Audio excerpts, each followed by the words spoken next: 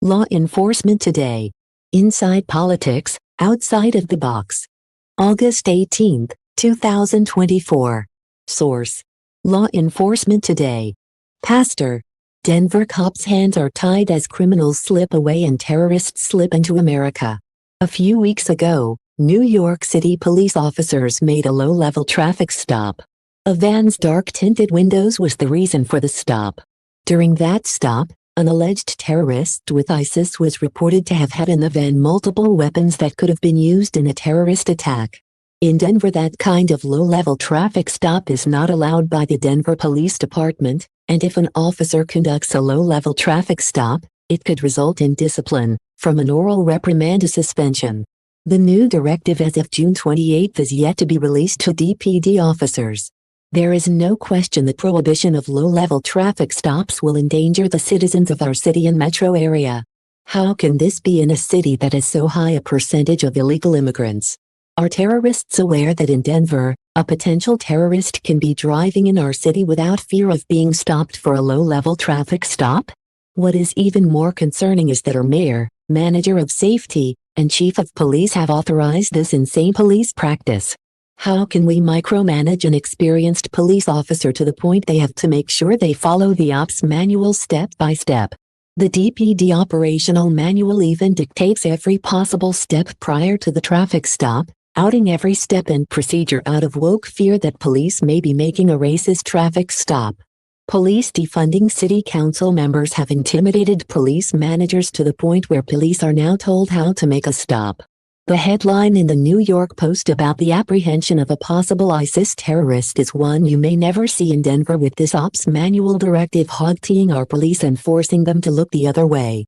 The Post reporter pointed out that a gut reaction by the police officer had prompted him to pull over the van with darkened windows.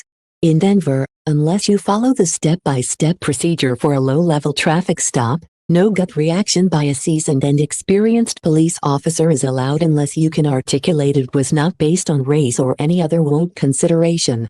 The ops manual states, low-level traffic stops, minor traffic infractions that do not pose an immediate threat to public safety, will not be conducted unless officers are acting upon articulable information in addition to the traffic violation, which may or may not amount to reasonable suspicion.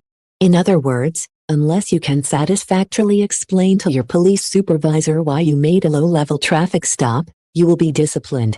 Starting with a verbal reprimand and then a written one, and up to this. Purposeful, flagrant, or repeated violations will result in more severe disciplinary action.